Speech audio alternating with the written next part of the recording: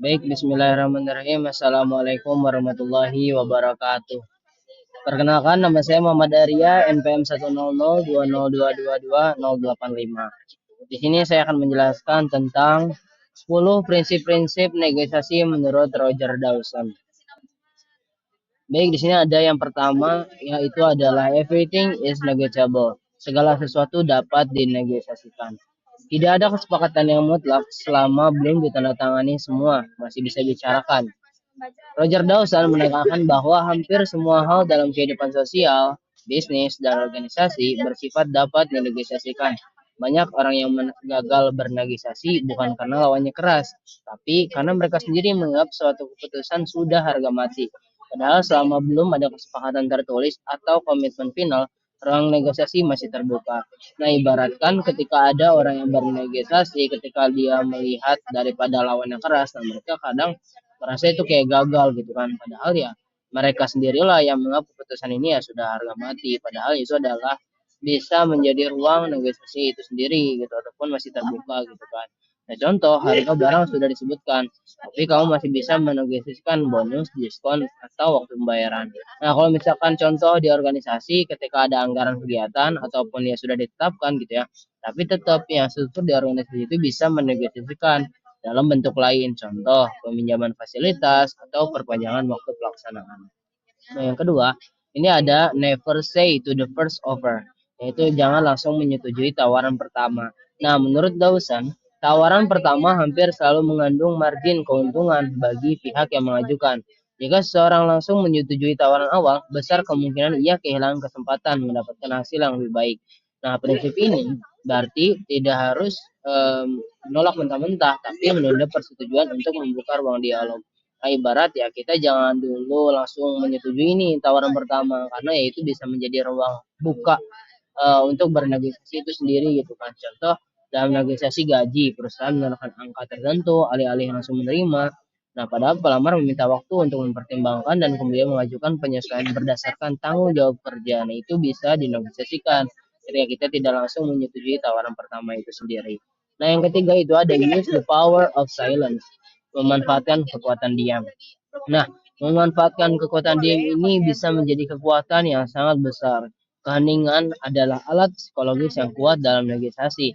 Banyak orang yang merasa tidak nyaman karena ya suasananya diam gitu kan. Padahal ketika orang itu terlalu terburu-buru untuk menjelaskan, bahkan dia apa ya memberikan konsensi tanpa diminta. Nah, padahal Dawson itu sendiri melihat orang yang diam, yang bisa mengontrol dirinya dan juga mengontrol situasi, itulah yang menjadi kekuatan gitu kan daripada diam itu sendiri. Nah, diam juga memberi waktu untuk berpikir dan menganalisis posisi lawan tanpa terburu-buru. Contoh apa? Saat penjual menyebut harga, pembeli tidak langsung merespon. Setelah beberapa detik diam, penjual menambahkan kalau serius masih bisa kurang. Nah, ibaratkan kayak gitu. Nah, itu adalah cara diamnya lah gitu kan. Ketika kita merespon dengan diam ya, dia pun langsung kayak berpikir, wah ini seperti ada apa nih gitu kan. Jadi dia bisa mengontrol dirinya juga mengontrol situasi itu sendiri. Nah, yang keempat itu ada flinch atau reaksi terkejut. Nah, flinch di sini adalah reaksi nonverbal atau verbal yang menunjukkan keterkejutan terhadap taruhan lama. Contoh ketika kita menawarkan suatu harga ataupun suatu barang, nah seseorang itu berkata kayak, wah itu jauh di atas perkiraan kami gitu kan. Nah, bahkan ya reaksi-reaksi terkejut yang memang tidak apa ya, tidak harus dramatis gitu kan. Cukup dengan ekspresi kaget atau komentar singkat ya sehingga ya lawan terdorong tersebut langsung menyesuaikan tawarannya gitu kan sehingga ya negosiasi kita itu berhasil gitu kan dan kita pun dapat keuntungan daripada flinch ataupun reaksi terkejut itu sendiri. Nah, yang kelima itu ada ask for more than you expect. Mintalah lebih dari yang diharapkan. Negosiasi ini umumnya bergerak dari posisi ekstrim menuju titik tengah.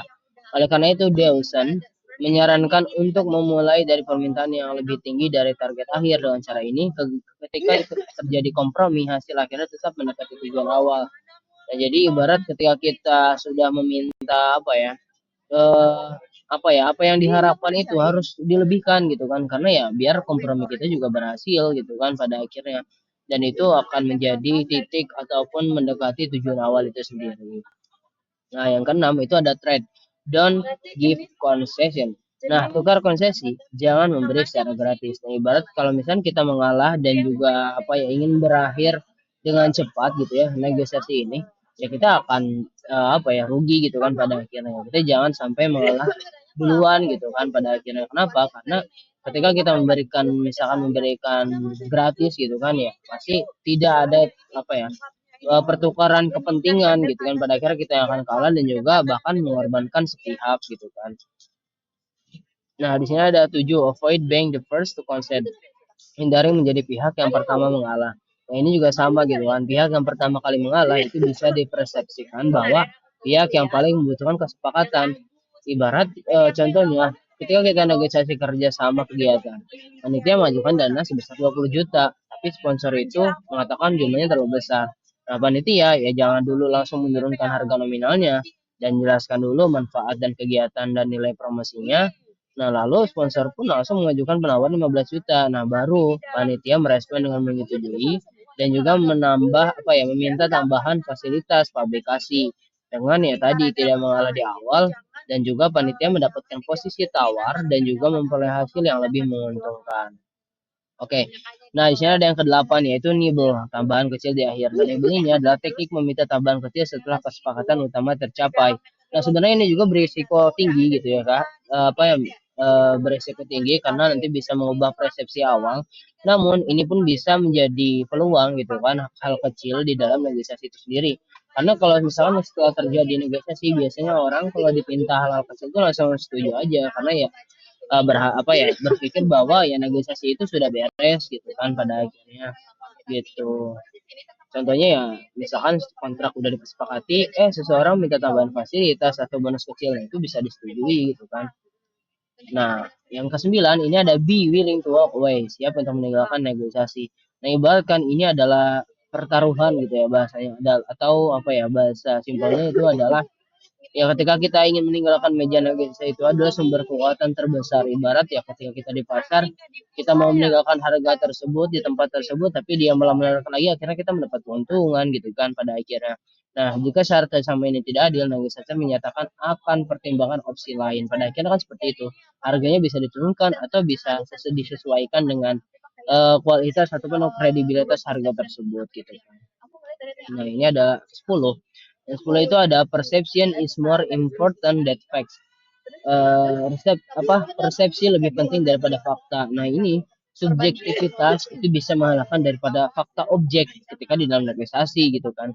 Nah, dengan cara apa? Caranya yaitu menyampaikan argumen, argumen yang baik dengan juga bukti yang kuat sehingga itu subjektivitasnya itu dapat dan juga intonasi yang memang pas gitu kan ketika dia bisa mengayun gitu kan ataupun nada halnya bisa diterima oleh negosiator itu sendiri.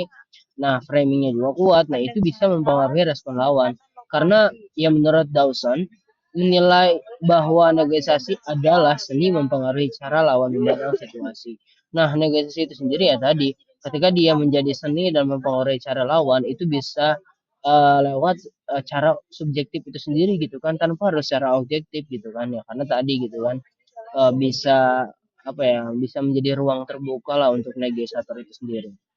Nah, contohnya apa? Alih-alih menyebut harga mahal, negosiator itu sendiri mengatakan bahwa harga ini di atas standar pasar gitu kan.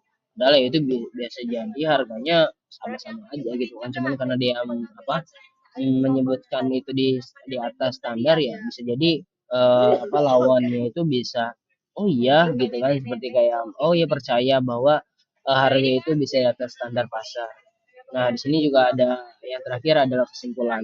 Nah, kesimpulan di sini adalah prinsip negosiasi menurut Roger Dawson menekankan bahwa negosiasi bukan sekedar pertukaran kepentingan, melainkan proses strategis yang melibatkan psikologi, persepsi, dan posisi tawar. Setiap pihak didorong untuk tidak menerima tawaran secara terburu-buru, menjaga kesabaran, serta memanfaatkan strategi seperti diam, konsesi bersyarat, dan kesiapan untuk meninggalkan negosiasi demi mempertahankan kepentingannya.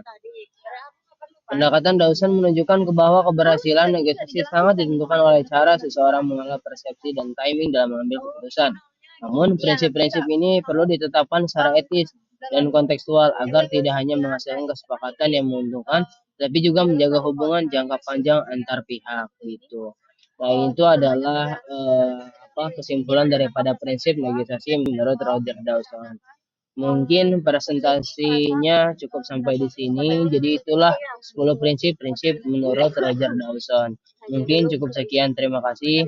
Mohon maaf apabila ada kekurangan dan juga kesalahan dalam pengucapan. Dan juga terima kasih.